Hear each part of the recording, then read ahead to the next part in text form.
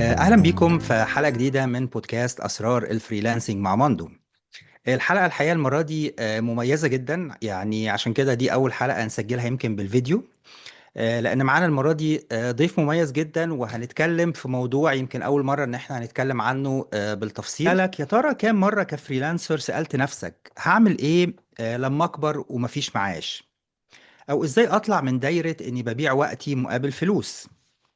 ضيفنا النهاردة مش جاي يكلمك إزاي تجيب عملاء، هو جاي يقولك ازاي تخلي الفلوس اللي انت بتعملها تشتغل عندك. ضيفنا النهاردة هو مهندس سابق بخبرة أكتر من 30 سنة في شركات عالمية، لكنه قرر يغير مساره ويأسس Legacy Wealth Builder Academy. ضيفنا النهاردة هو الخبير المالي فادي حبيب، اللي بيعلم المحترفين ازاي يقدروا يعملوا دخل شهري ثابت من خلال الاستثمار في الأسهم والأوبشنز بطريقة آمنة ومدروسة، وبعيد عن المغامرة وحرق الأعصاب. النهاردة هنعرف منه أسرار تأمين مستقبلنا المالي كفريلانسر. فادي، نورتني النهاردة في البودكاست. اهلا بيك ممدوح، ازي حضرتك؟ الحمد لله تمام.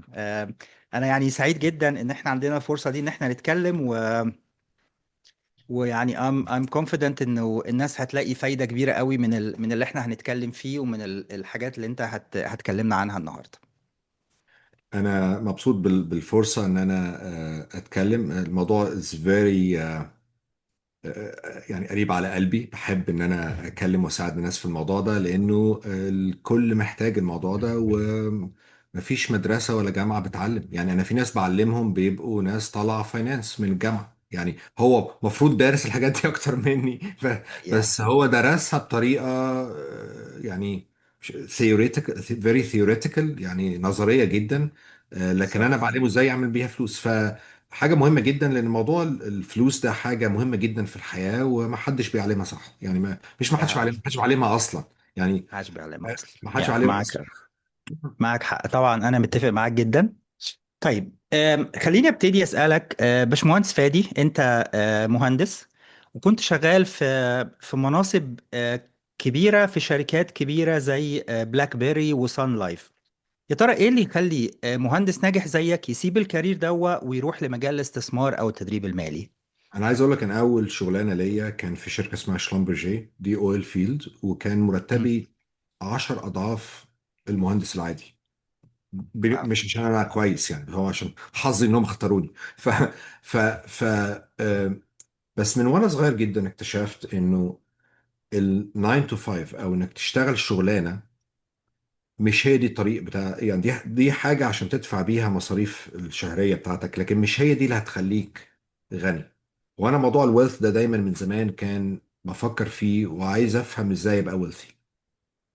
فزمان خالص، اول ما جيت كندا، قريت كتاب اسمه يعني كنت تعبان مش تعبان، بس يعني كنت شغال جدا.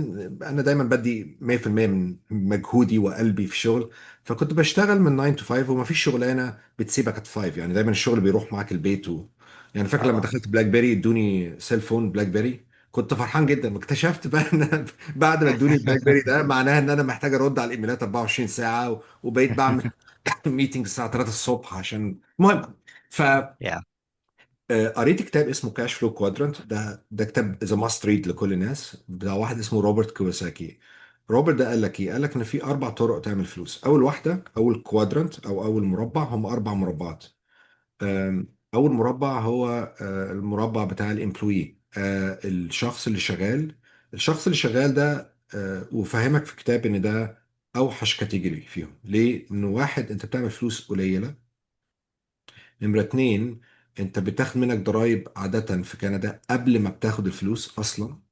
تمام. يا ثلاثة، كل مجهودك، يعني دلوقتي لو هم باعوا، آم، لو انت بتعمل تلفزيونات، لو اوكي. باعوا تلفزيون او 10، انت مرتبك ثابت. يعني هم اللي بيعملوا البروفيت، انت مش بتعمل حاجة. فاهم صحيح. قصدي؟ فده يا الامبلوي. في حاجة اسمها سيلف امبلويد، يعني او واحد دكتور في عيادته او واحد نجار في الورشة بتاعته. ده عنده شوية حرية اكتر، لكن برضو مم. بيقايد وقته بالفلوس. يعني لو بالفلوس، يوم ما تمام. راحش الشغل مش هياخد فلوس. الجزء اللي على اليمين بقى هو ده اللي احنا عايزين نبقى فيه. بيزنس اونر، يعني واحد مثلا عنده 50 ماكدونالدز. او واحد عنده 10 تيم هورتنز او 10 ورش، مش عارف إيه. الشخص ده لو ما راحش الشغل الصبح الفلوس دي جايه ليه؟ لانه عنده مديرين وعنده امبلويز، هو بيستخدم وقت الناس التانية انه يبقى غني. وقت مين؟ تمام. الامبلويز اللي هو احنا. يا. فاهم؟ اخر حاجه هي الانفستور، وده اللي انا قلت لازم اتعلمه. الانفستور ده بيستخدم الفلوس بتاعت ناس تانية والوقت بتاع ناس تانية. يعني انت لما تشتري ستوك في ابل، انت شغال مم. في ابل مش شغال في ابل. انا عندي لا، اصحابي مش في شغال ابل، في. انا عندي اصحابي شغالين في ابل بيشتغلوا 14 15 ساعه كل يوم، لكن انا بكسب من وقتهم هم اللي شغالين. فانا قلت لازم ابقى انفستور. الانفستور ده بيبقى يا ريل استيت يا ستوكس، كله تمام. الاثنين كويسين، انا في الاثنين. فابتديت بالريل استيت، ومن 15 سنه عملت يعني، عملت طبعا غلطات بس كسبت كويس. من 15 سنه كنت مقتنع تماما ان اي حد بيستثمر في البورصه، انا هنا بتكلم عن البورصه الامريكيه، مم. ما بعملش المصري خالص او اي حته تانيه.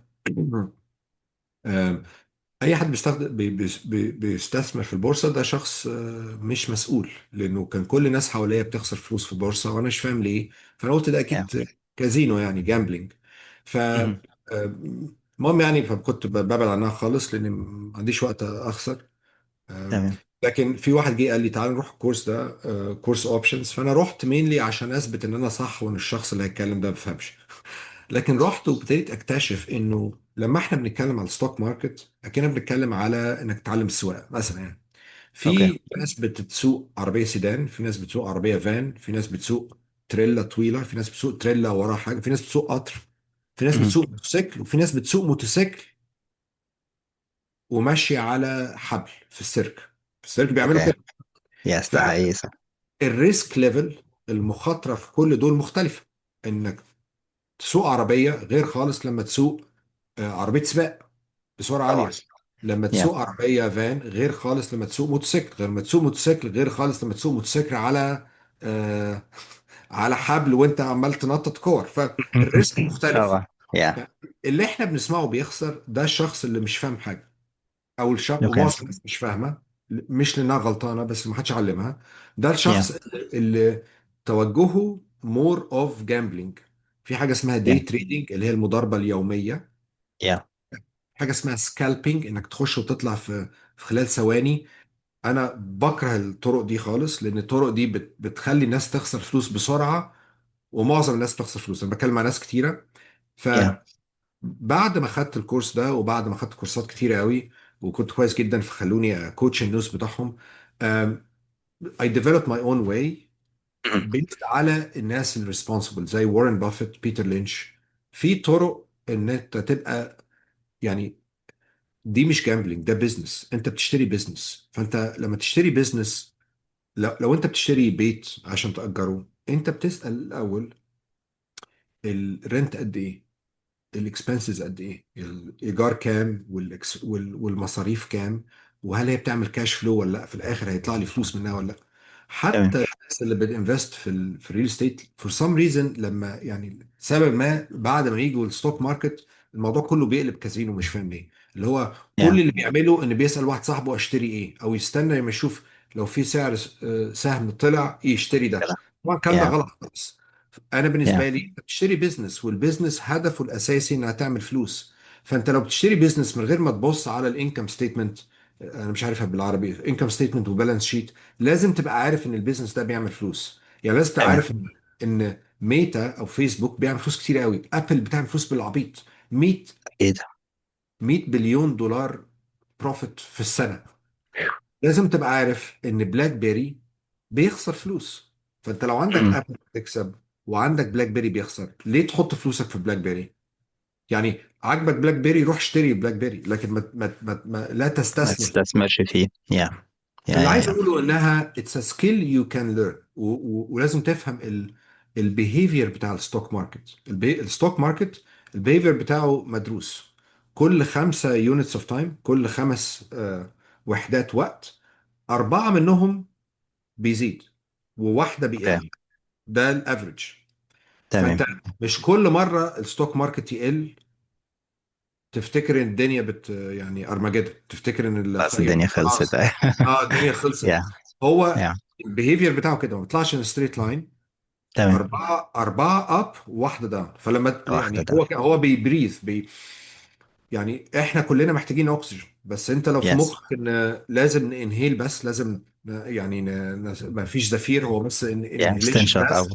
أو كل شهيق بس. تستنشق، واول ما تشوف حد بيعمل زفير الحق ده في مشكله، محتاجين نروح للدكتور. ده مش طبيعي. فانت محتاج تفهم يا. الريل ماركت بيهيفير، انه ما بيطلعش ان مم. ستريت لاين. اوكي.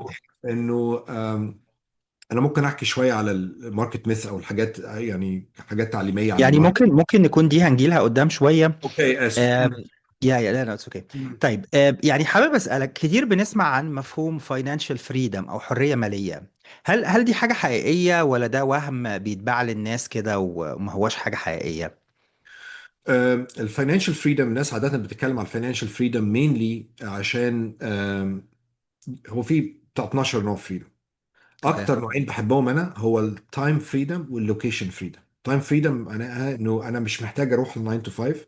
يعني مم. انا يومي مشغول جدا جدا جدا، انا ما عنديش 9 to 5، بس يومي مشغول جدا لان انا بعمل حاجات انا عايز يعني احبها. يعني مثلا ايلون ماسك ده محتاج يروح الشغل لا كل يوم؟ طبعا. أنا مش محتاج. فاهم؟ اكيد. وارن بافيت، كل الناس يعني هو Yeah. الموضوع مش بس عشان فلوس، لان عاده الفلوس دي بتعني حاجه تانية.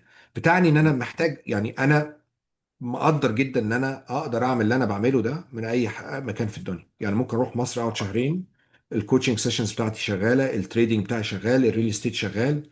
انا حتى اخر 6 سنين لما كنت بدرس في شويه جامعات هنا، كنت باخد كل حاجه اونلاين عشان اقدر اعملها في مصر. صحيح المحاضرات كانت بتبقى الساعه 2 الصبح، بس انا واو. مبسوط. ف يس. يعني اول حاجه الناس محتاجه تفهم انها مش انت يعني شغال في شغلانه وفجاه يبقى عندك فاينانشال فريدم. لا، ده Yeah. انا خدت مني 30 سنه. يعني الموضوع سلو، لان انت اوكي. وقت ما انت شغال محتاج تبتدي الانفستمنت اللي انا بقول عليها دي، لانها بياخد وقت قبل ما طبعا. يكبر. يا.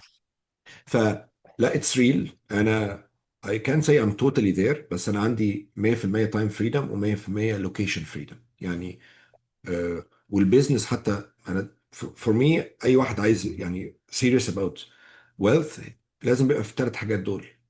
وبيتبنوا بشويش، ولازم تبقى واحده واحده، ما ينفعش الثلاثه مع بعض: ريل مهم. استيت، اوكي. ستوكس، واونينج بزنس. فانا يعني I started with real estate.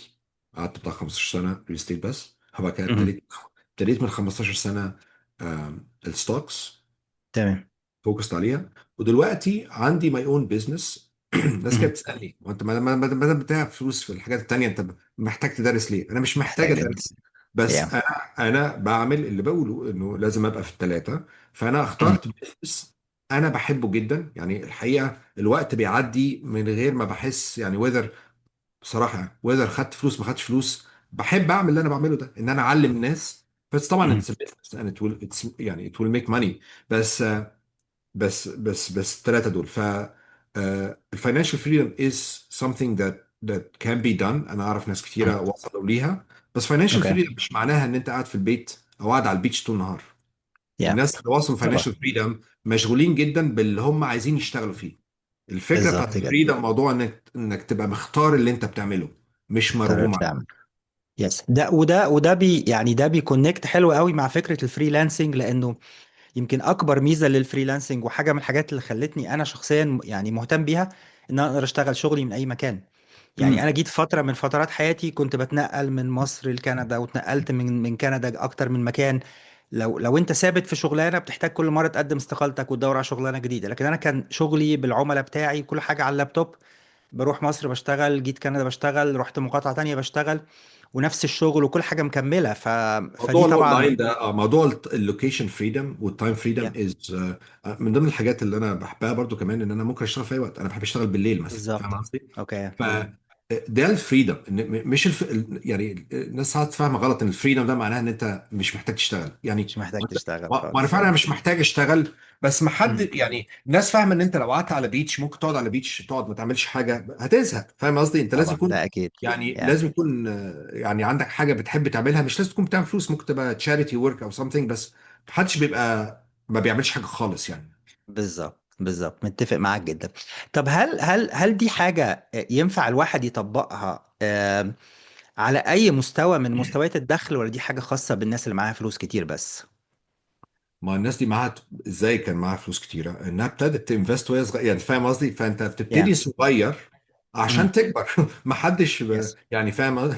فهي يعني الفكره انه وفي يعني لا مش محتاج، يعني مش عايز اقول مش محتاجه فلوس كتيره، لكن طبعا لو الكابيتال بتاعك اكبر، العائد هيبقى نفس البرسنت أعلى. اكبر. يعني لو let's يا say let's say it's 10% per year، يعني اللي انا يا بعمله ده بيجيب 24%. بس لو هي 24%، لو معاك 10000 جنيه أو let's say 10000 دولار، اوكي. هتعمل $2400 في السنه. لو هي 100000 هتعمل 24000. فاهم قصدي؟ تمام. فتوصل ازاي من ده لده؟ انك تبتدي امم يا وتكمل. في حاجه اسمها كومباوند انترست بتساعد قوي في الموضوع ده. الكومباوند انترست ده او الفايده المركبه ده حاجه جميله جدا. ب... في رول اسمها 72. بتشوف انت العائد بتاعك كام، let's say 10% per year.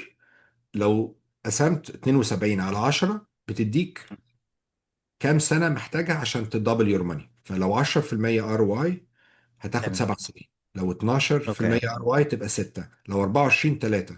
فانا اللي انا بعمله اوكي. بيدبل الماني كل 3 سنين. فانت ابتدي ودبل يور ماني كل 3 سنين ولا 4 ولا 5 ولا 10، مش فارقه. بس this يا is how you have a compound interest. امم والصغير بيبقى كبير. بس هي ملهاش حل غير كده، لانه لو انت كده فضلت يس. في الشغلانه اللي هي 9 ل 5 بس، يعني I can guarantee انك يعني مش ممكن توصل يعني فاهم.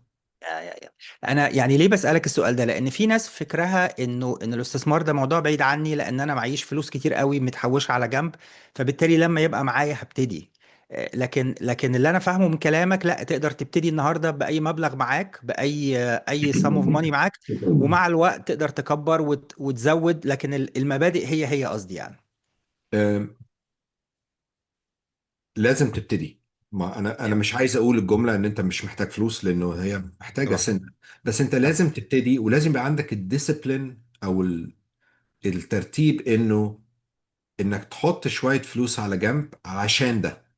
يعني يا الناس هنا بيحبوا يعملوا الموضوع ده قوي، انه جزء من المرتب بتاعه وات ايفر ايه الرقم مم. بيتاخد من المرتب اوتوماتيكلي من البنك، يتحط في الانفستمنت اكاونت. فاهم قصدي؟ يعني ناس كتيره بتعمل تمام. الموضوع ده، يس. انه مش الفلوس تجي لك وبعد كده انت بقى تاخد شويه تحطها. هي بتتاخد اوريدي، تحطها في الانفستمنت اكاونت عشان تبقى اوتوميتد شويه، عشان مع الوقت.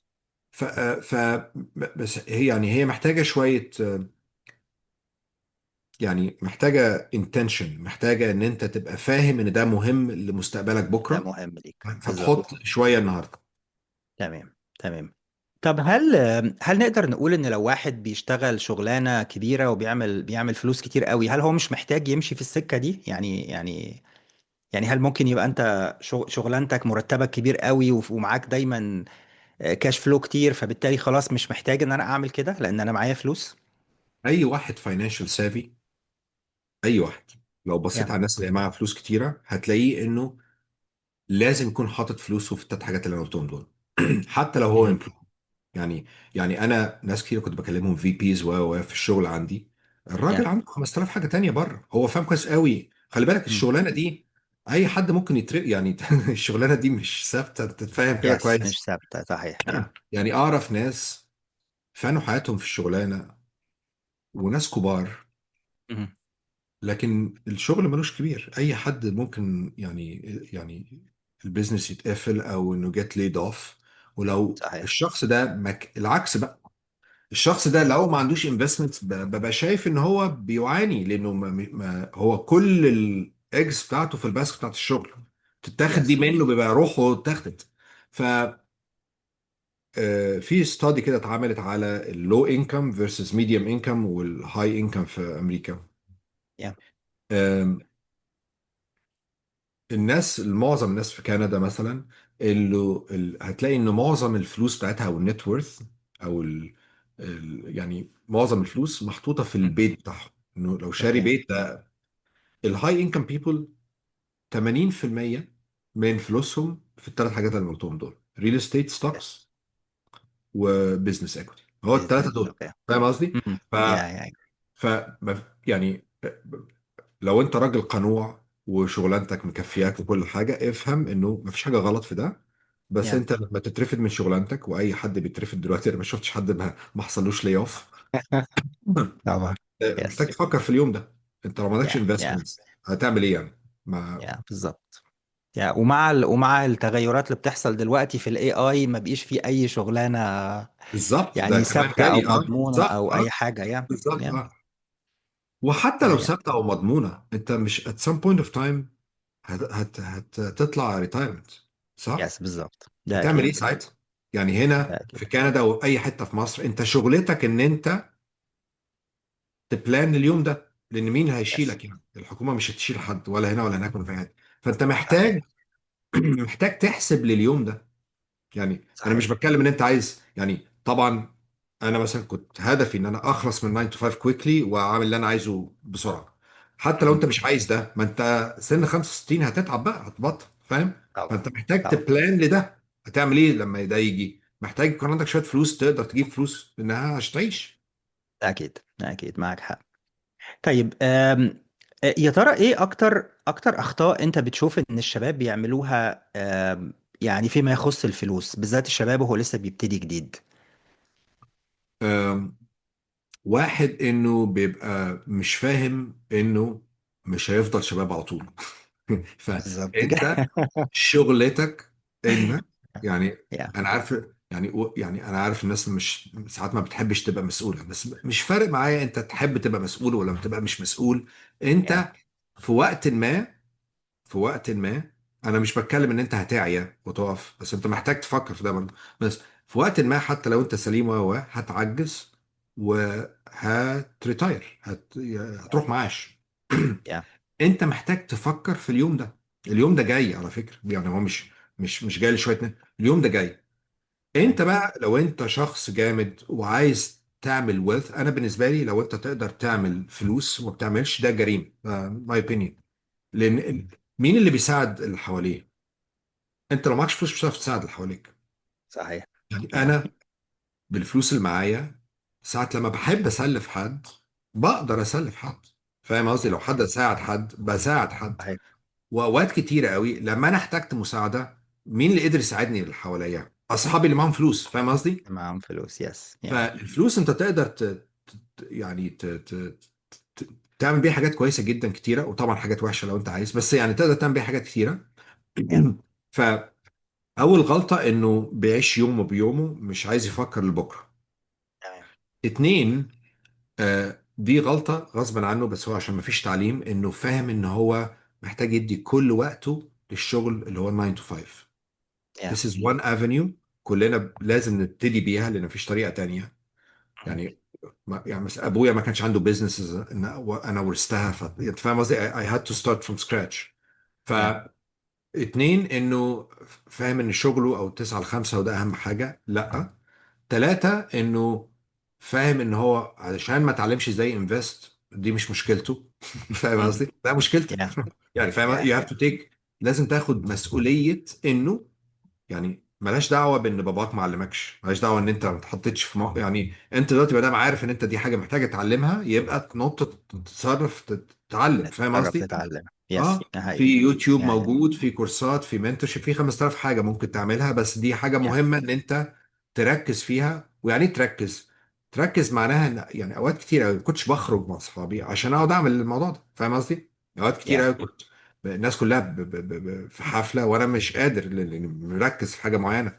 اوقات كتير مم. الناس بتتفرج على التلفزيون وانا بتكلم مع تننت على التليفون عشان في مشكله، فاهم قصدي؟ فانت يا يعني يعني انت هتدفع ثمن الطريق ده. صحيح. بس لو يا انت مصمم وفاهم ان ده هيفيدك في الاخر، مم. يعني الار او اي بتاعه ممتاز، انه يعني انت بتبقى مالك حياتك، مالك وقتك، مالك انت عايز تعمل ايه، مالك تشتغل في دي ولا في دي، مالك انك تروح معاش ولا لا. الحاجات دي كلها مهمة ان انت، يعني غير لو انت بقى مبسوط انك تبقى امبلوي ومش عايز حاجه من الحياه وهي كده كويس قوي يعني بس يعني انا بشوف ان الاشخاص دي بتدفع ثمن الموضوع ده برضه، يعني فاهم قصدي؟ طبعا. ده مهم. طبعا انا متفق معاك. طيب خليني اسالك، انا كفريلانسر، لو انا بشتغل فريلانسر بس غالبا دخلي مش ثابت، هل برضو امم اقدر استثمر لو انا ما عنديش دخل ثابت؟ هتبقى اصعب. بص، مم.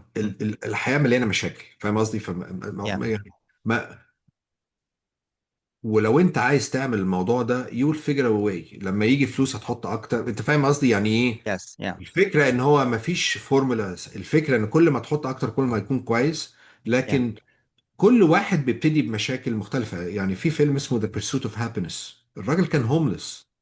يا يا فاكر الفيلم ده ويل بتاع ويل سميث، يا سميث؟ طبعا. اه. يا الراجل كان طبعا. هوملس، كان بياخد ابنه ويعيش في، كان بيعيش في الحمام بالليل، كان بيخش يا ف يعني لو انت مركز، لو انت عايز تعمل حاجه هتعملها. انت فاهم قصدي يعني؟ يس يا انا المشاكل اللي تترمي في طريقك مش هي اللي توقفك. اللي هيوقفك تمام. انت عايز، انت جعان للموضوع ده قد ايه، عايز ولا مش عايز. لكن المشاكل كلنا عندنا مشاكل، مفيش حد ما عندوش مشاكل. في عندك مشاكل مشكلة. فلوس، مشاكل صحه، مشاكل وقت، مشاكل اسريه، مشاكل يعني مشاكل عيال، مشاكل ناس كبار. انت فاهم يعني؟ فاهم قصدي؟ مفيش مم. حد يعني لو انت مستني ان عشان تروح في حته ان كل الترافيك لايتس، كل بيسموها ايه بالعربي؟ إشارة على مرور. يا اشارات المرور تبقى خضراء، يا انت تبقى مش هتروح خضرا. في حته. انت فاهم قصدي؟ يا صحيح. فانت يا هتمشي وشايف الاحمر وشايف الاصفر وهتعدي يعني تصرف. يعني فاهم قصدي؟ تصرف صحيح، يعني. معك حق.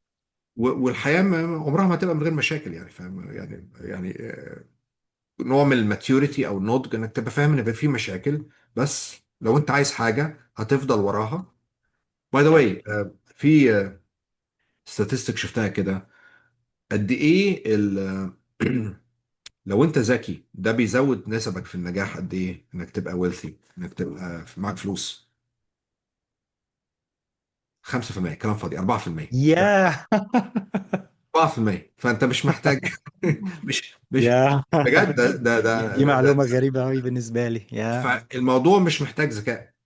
مهم. اصل انت لو ذكي ومش مركز، لو انت ذكي ومش في مخك، لو انت ذكي يا ومش عايز تستثمر، لو انت ذكي وكسلان. يس، فهي كسلان بالظبط. الموضوع mainly is about حاجة اسمها جريت. يعني انت دي برضو statistics تانية شفتها بيبصوا على العيال الصغيرة ويشوفوا مين فيهم اللي هينجح. again، مش مهم. الاي كيو، مش الذكاء، مش اوكي. الفلوس. مهم. قد ايه انت عندك حاجة اسمها جريت. جريت دي الخاصية بتاعت ان انت مركز عايز تعمل حاجة، والمشاكل اللي قدامك لا تثنيك.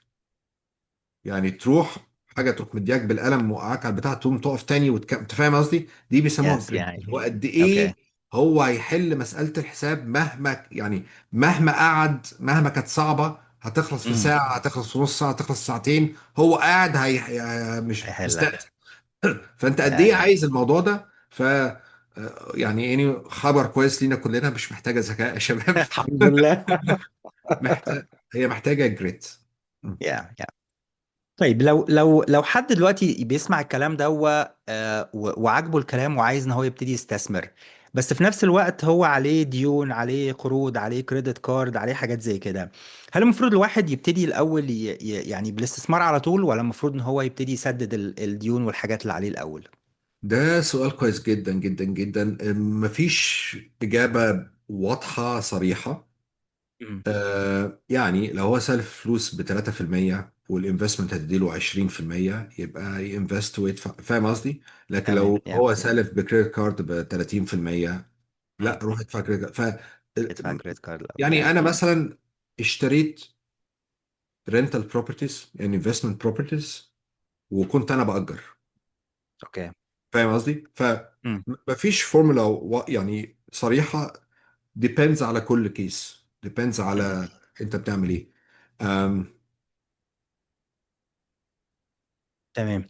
طيب يعني برضو انت اتكلمت عن اوجه الاستثمار المختلفة. يمكن احنا كمصريين او كعرب عموما اتربينا على ان الاستثمار يا اما العقار يا اما الذهب مثلا. أم، تفتكر ليه البورصة عمرها ما كانت في بالنا، او ليه الناس ما كانتش من اولوياتها ابدا ان هي بتتكلم على الاستثمار في البورصة او الستوك ماركت؟ أم، اظن عشان انا كنت كده من 15 سنة، عشان في ناس كتيرة بتخسر. يا. اتنين، ناس مش فاهمة انها ممكن تستثمر في البورصة الأمريكية. انت ممكن تستثمر من أي حتة في العالم في البورصة الأمريكية. حتى لو انت عايش في مصر يعني. ناس كتيرة من اللي انا اوكي. علمت كانوا في مصر. فانت امم. ممكن تستثمر في البورصة الأمريكية. يا. مشكلة كمان انه مفيش تعليم. فانت يعني انت هتعمل ايه انت؟ يعني الناس كلها يعني فاهم قصدي، اخرته ان واحد صاحبه قال له انا اشتريت دي كويسه. فاهم قصدي؟ هو مش عارف يا. يعمل ايه يعني. فاهم قصدي؟ ودي يا. ده نوع من الذكاء. انت لو مش عارف حاجه ما تخشش فيها. انت فاهم قصدي يعني؟ فاهم قصدي؟ طبعا. محتاج تتعلم يعني. يا. فهي عمرها يعني اظن، انا كنت كده. انا لما كنت مش بس نيوترال، انا كنت مقتنع تماما انها حاجه في وحشه الموضوع. مش فيها. يا. يعني مم. انا يعني في موقف ما انساهوش من سنين كتير قوي، كنت يمكن ما اسمعش عن البورصه خالص، وجه حد بيتكلم بعدين بيقول ده انا ابني خد فلوس المعاش بتاعتي كلها ودخل بيها البورصه وخسر الفلوس كلها. والراجل كان حاسس ساعتها بحسره شديده جدا انه ضاعت عليه فلوس المعاش بتاعته، وانه يعني كان مصدوم صدمه فظيعه. ويمكن الموقف ده خلاني برضو انا من ساعتها انه البورصه دي حاجه بعيده جدا، ما يعني عمري ما افكر ان انا اقرب منها لحد بعد آه. كده ما بديت ان انا. افتكر كلامك صح. ما انا قلت اول يا. حاجه هو الناس بتخسر فلوس بس. يا. افتكر اول حاجه ان هو البورصه دي مش حاجه واحده. البورصه دي يس. 5000 مليون حاجه. يعني اكن واحد مهم. بيقول لك في الشغل الناس بتاخد مرتبات وحشه. لا، الحقيقه الجمله غلط. الشغل ده فيه 5000 صحيح. حاجه، فيه 5000 شغلانه، فيه 5000 طريقه شغل، في يا. المهندس والدكتور والعامل وده بياخد فلوس اكتر من ده يعني. فالبورصه دي 5000 مليون حاجه. في ناس يا. الفيري ريسبونسبل زي وارن بافيت يا. اللي بيشتري حاجه وبقى بليونير وبيستنى 30 سنه. وفي ناس مم. السكالبرز اللي هم اللي بيرمي بولز او ماشي على حبل بعجله تحتيه. انت فاهم قصدي؟ كل يس. ده الريسك بتاع الحاجات اللي انت بتعملها مختلف. انت يا. بتعمل ايه؟ بتستخدم يعني اكن واحد بيقول لك انه السكينه وحشه بتعور الناس. ما انت لو مش فاهم ازاي يعني لو انت عمال تستخدم سكينه وعمال تعور يا حبيبي، انت مش عارف تستخدم السكينه. فاهم مش عارف قصدي؟ تستخدم. يس. مش يا. الغلط من السكينه، مش من الغلط من البورصه. انت مهم. بتستخدم البورصه. في ناس بتاخد البورصه وبتعمل فلوس لا حسرة لها. بس لازم يبقى مهم. فاهم. خلي بالك ان في ناس مش فاهمه وبتعمل فلوس. بس اوكي. الاكتر الناس اللي مش فاهمه هتخسر فلوس. هتخسر فانت فلوس، ده حقيقي. فانت لو انت مش ناوي تتعلم ما تخش بورصه، هتخسر فلوس. انت محتاج تابروتش ات ان انت مهم. بتنفست، انت بتستثمر اكنك بتشتري بيت. لو بتستثمر في بيت مش هتشتري اي بيت. مش هتشتري بيت عشان واحد صاحبك قال لك اشتريه. طبعا. هتسأل يا. هنا اجره بكام يعني هو بيزنس. فاهم قصدي؟ اتس بيزنس. يا. ف آه، تقدر تعمل فلوس منه. مم. لازم بطريقه ريسبونسبل، طريقه ريسبونسبل يعني يعني مسؤولة. مسؤوله. لازم تبقى يعني مسؤولة. مسؤول. يا. لازم يا. ما تحسش في اي وقت ان انت بتجامبل. يعني مم. انت ما يعني مش مفروض يبقى في اي نوع من انواع الادرينالين انه ايه ده بقى الفلوس هتطلع. ايه ده خالص؟ يا. الموضوع مش كده يا. مش يا. يا. مش جيت ريتش كويك سكيم خالص. تمام. محتاج تبقى مسؤول وتبقى عارف انت بتعمل ايه وعارف انك تشتري بيزنسز مش لوتري تيكتس. مش لوتري تيكت بالظبط. طيب يعني برضو يمكن الفكرة الشائعة بالنسبة لنا ان ان انا استثمار في البورصة يعني انا بشتري سهم مثلا ب 100 بعد شوية بقى ب 150. بس دي معناها ان انا دايما فلوسي يعني محبوسة او موجودة جوه الستوك ماركت.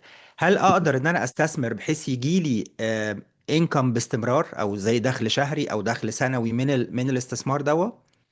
انا بستخدم الاوبشنز مم. عشان تعمل مش دخل، تعمل كاش فلو او تعمل انكم جنريشن. اوكي. بس هي مش مرتب. يعني هي مش هيجي لك كل شهر. انا يا. بقول للناس هيجي لها حوالي يعني 24% في السنه او 2% بير مانث. مم. ده الافريج اللي انا شايفه. بس مم. 2% بير مانث دي مش 2% مرتب. يعني 2% ساعات هتبقى 3، ساعات هتبقى 1. الافريج كده على اللونج تيرم بتبقى مم. 2%. ف اوكي. لكن انت لو عايز حاجه يعني تدفع كل كوارتر ولا كل شهر، في حاجه اسمها الديفيدند. بس اجين الرقم قليل قوي. لازم الكابيتال يبقى عالي قوي عشان يعني في ناس كتيره ده مم. الاستراتيجي بتاعتها انها تقعد تزود في كابيتال، تزود في كابيتال وتشتري حاجه اسمها ديفيدند باينج ستوكس. تمام. ولما الكابيتال بتاعه يبقى كبير قوي كفايه، الديفيدند ستوكس دي بتعيشه. في الريتايرمنت، بس اوكي. بيقعد 20 30 سنه يعمل كده. يبني فيها يعني. فانا بستخدم الاوبشنز عشان الانكم بورشن بتاعتها. اوكي. خليني يعني اتكلم برضو بلسان واحد فريلانسر دلوقتي. انا فريلانسر شغال في مصر او عايش في مصر، وبقدر اعمل شغل اونلاين، فبالتالي بيجي لي دخل بالدولار. ازاي اقدر استفيد من الفلوس اللي انا باخدها بالدولار دي باحسن شكل ممكن لو انا في الظروف دي؟ انفست. مش عارف اقول لك إيه. يعني يا. بيجي لك فلوس بدولار حلو قوي. ممكن امم. تفتح اكونت على بروكرج تمام. وتتعلم واستثمر. يعني موضوع بسيط يعني. واقدر استثمر بالفلوس دي في البورصة الامريكية زي ما انت قلت، مش كده؟ اه تمام. مش حاجه صعبه يعني. على فكره مش بس مم. مصر، اي حد في العالم، العالم كله. عشان كده البورصه الامريكيه قويه جدا، لان العالم كله يا. بيستثمر فيها. صحيح، يعني طبعا هي طبعا اعلى حاجة. ده معاك. طيب هي خليني اقول، لو دلوقتي حد بيسمعنا وعايز ياخد خطوات جدية بعد ما سمع الحلقة دي، ان هو يبتدي، يقدر يعمل ايه؟ في 3 ليفلز. مم. في اول حاجه اليوتيوب مليان، آم، مليان يعني انفورميشن تمام. فري. فري ده اول ليفل. انك تروح يا. تشوف. مشكله اليوتيوب انه في 5000 استراتيجي، 5000 واحد بيتكلم، ففي نويز كتير قوي. تمام. تاني ليفل في كورسات. الكورسات دي بتبقى فيديوهات بس بتعلم. مم. حلاوه الكورسات دي انها بتبقى فوكست، يعني بيقول لك ركز على دي وسيبك من دي. فاهم قصدي؟ تمام. مشكله الكورسات ان مفيش فيدباك. يعني كأنك تاخد كورس عن ركوب الخيل. اوكي. فانت يعني هتتعلم حاجات كتير، بس ما فيش فيدباك وانت بتركب الخيل او انت بتعلم حد العوم. بيقول لك فاهم بتعمل قصدي؟ ايه صح وايه غلط فمفيش يعني. فيدباك. في تالت يا. ليفل حاجه اسمها كوتشنج. اوكي. كوتشنج ده بقى بتبقى قاعد مع واحد مم. يقول لك بقى التريد دي صح والتريد دي مش غلط. خلاص. ففي 3 ليفلز. مم. طبعا كل ليفل اغلى من اللي تحتيه. فاهم قصدي؟ الفري تمام. طبعا في الكورسات، وفي حاجات غاليه جدا وفي حاجات رخيصه جدا. بس this is the road kind of. لازم تبتدي تمام. somewhere من الفري. انا ساعات كتيره بعمل حاجه اسمها ماستر كلاس، بتبقى 3 او 4 hours of training مم. useful. يعني information على my website legacywealthbuilderacademy.com، او follow me على فيسبوك او لينكدين فادي حبيب. بس هي ستارت باي education. الفكره بقى تاخد الاديوكيشن ازاي. كل الناس بتبتدي يوتيوب زيي، وبعد مم. كده you go as things progress يعني. تمام. وطبعا احنا هنحط لينك للويب سايت والسوشيال ميديا في الديسكريبشن بتاع الحلقة، بحيث الناس تقدر ان هي يعني تشوفها، وتقدر ان هي تدخل تشوف الكونتنت، وتتواصل معاك طبعا لو حد ان هو مهتم يعرف اكتر. جميل. طيب يعني اخر سؤال حابب اسألك، ايه الحاجة اللي انت كنت تتمنى انك وانت بتبتدي طريقك كشاب انك تعرفها عن الفلوس وما كنتش تعرفها وتحب توصلها للشباب دلوقتي؟ ايه الحاجه اللي ما كنتش اعرفها؟ يس، وانت بتبتدي يعني المشكله اني ما كنتش عارف حاجه. انت يعني انا بحاول افتكر ايه اللي كنت عارفه وانا ما كنتش عارف حاجه. اوكي. ده حقيقي. مع الفكره ان هو لو انا باباك، معاك، ده حقيقي فعلا. لو باباك مش في البورصه ومش في ريل استيت ومش بيزنس اونر، ما انت بقى ما انت ميح. فاهم قصدي؟ يس، ده حقيقي. فاهم قصدي؟ انا انا كان في حاجه واحده بس عارفها، ان انا عايز افهم الموضوع ده، عايز اعمل الموضوع ده. لكن يا. الحقيقه اجابتك ما لهاش اجابه عندي لاني ما كنتش عارف حاجه. يا. انا اعتقد ان السنين الاولى الواحد كان كل اللي يعرفه عن الفلوس هي الحساب. بتدفع 100 جنيه، بتاخد باقي 30، تعرف ان انت اشتريت ب 70 يعني. هي دي الفلوس بالنسبة لنا، انه الجمع والطرح يعني. لكن ازاي بنستعملها، ازاي بنكبرها، ازاي بنحطها فين، بنعمل ايه بيها، دي حاجات فعلا الواحد عمره ما بس اتعلمها في التعليم الاساسي اه يعني. and it's a skill مهم. وتقدر تتعلمها. يعني It's a skill زي اي حاجه. هل بتشوف ان في مصادر كافية الناس تقدر تتعلم ده بالعربي، ولا كله بالانجلش؟ ما اعرفش.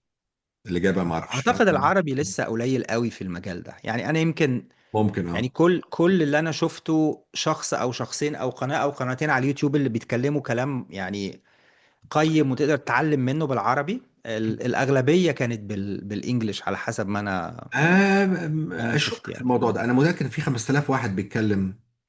يعني أنا يعني مبسوط إن عامل البودكاست ده بالعربي. أنا عندي كل البودكاست طبعا بالإنجلش طبعا فاهم. ده اكيد. يا آه، لكن أنا متأكد إن في ناس كتيرة كويسة يعني الفكرة إيه؟ أنت لو عايز الموضوع ده هتدور، فاهم قصدي؟ يعني أنا هتدور عليه صحيح. ما عنديش سيمباثي كتيرة للمشاكل اللي هتقابل يعني فاهم قصدي؟ يعني يا انا عارف ان هتقابلك مشاكل زي ما طبعا. يعني فاهم قصدي. هتقابلك يا مشاكل كتيره فاهم قصدي. فهو خلاص احنا عارفين يعني ما فيش حاجه جديده. يعني أنا زي ما بالظبط في الماركت انا مش ببقى هتجنن ان الماركت يزيد. انا عارف انه مهم. هيقل اوقات فاهم قصدي. فخلاص بقى ما يا إيه، مش بجري ورا الموضوع ده. فانا مش بجري يا ورا انه مش هيبقى فيه مشاكل. انا متاكد ان هيبقى فيه مشاكل وذر لغه ولا فلوس ولا اللي عايز هيحل هيتصرف فاهم قصدي. اللي هيتصرف. عايز يس هيلاقي طريق فاهم. يس ده حقيقي، متفق معاك. طيب هل في سؤال كنت متوقع ان احنا يعني نتكلم فيه وما تكلمناش فيه؟ هل في حاجة حابب ان انت تقولها او تضيفها عن اللي احنا اتكلمنا فيه النهاردة؟ الحقيقة لا، بس أنا عندي مسج. أنا عايز عندي اتفضل. مسج لأن أنا في الأول خالص كنت بشتغل ومش عارف إذا كنت هوصل ولا لا. يعني is it doable؟ يعني السؤال بتاع الفاينانشال فريدم اللي أنت سألته ده يا it is doable. ودي مم. حاجة مهمة إنك تعملها. تمام. أه هكلمك بصراحة كمان. إحنا عندنا في الثقافة بتاعتنا إن اللي يعمل فلوس ده شخص مش محترم، يعني شخص حرامي، شخص يعني بيعمل يعني في حاجة بيعمل حاجة غلط. غلط يعني. اه يس يعني هو شخص يس. شرير بالطبيعة. انت ما اوكي. يعني احنا ناس محترمة معناش فلوس يعني مش فاهم. كالتشر غريبة جدا. وفيها صبغة دينية كمان يعني ان هو ايه مسيحي ولا مسلم يعني لا انا عايز الاخرة مش في يا عم. يا انك انا مقتنع تماما. انت لو ما لو تقدر تعمل فلوس وما تعملش فلوس انت بتعمل حاجه غلط. ده جريمه يعني. إن انت فلوسك دي هتساعد بيها اللي حواليك وعيالك وقرايبك وبتاع انت يعني. ف يعني اللي عايز اقوله انه عمل فلوس ما فيهوش اي حاجه غلط. زي بالظبط انك تستخدم السكينه ما فيهاش اي حاجه غلط. اه في ناس بتتعور من السكينه، اتعلم ازاي تستخدم السكينه صح. في ناس بتخسر يا فلوس، اتعلم ازاي تستخدم الفلوس صح. الفلوس دي اداه ممتازه. من غيرها الحياه هتبقى صعبه جدا وبيها الحياه هتبقى مريحه. واه الفلوس مش هتشتري كل حاجة بس هتخلي حياتك أسهل كتير يعني هتخلي حياتك أسهل أكيد. كتير وهتخليها meaningful يعني. يعني يعني لو معاك again لو بصيت هتلاقي لا يعني الناس اللي معاها فلوس هتقدر تساعد أكتر. باختصار ده شديد يعني حقيقي. فاهم قصدي؟ ده حقيقي يعني متفق معاك جدا ويعني ميرسي على الرسالة الجميلة دي. طيب لو حد حابب ان هو يتواصل معاك، ايه احسن طريقة انت بتشوف ان الناس تقدر توصل لك بيها، تسألك على أظن حاجة، تعرف عن أظن كورسات، عن اي حاجة؟ أظن فيسبوك أسهل حاجة. again اوكي. يوتيوب. هي الاسم هو Legacy Wealth Builder Academy او تمام. اسمي فادي حبيب. فانا موجود على يوتيوب. فيسبوك ممكن تبقى اسهل حاجه يخش على الجروب. آه ولينكدين از ويل والويب سايت والويب legacy سايت. builder academy دوت كوم. تمام. تمام. يعني انا سعيد جدا بالحوار بتاعنا النهارده. ميرسي جدا على وقتك، وميرسي على كل المعلومات القيمة اللي انت شاركتنا بيها. اتمنى الحلقة تبقى مفيدة والناس تبقى فعلا استفادت واستمتعت بيها. واشوفكم في حلقة جديدة من اسرار الفريلانسنج مع ماندو. شكرا لكم.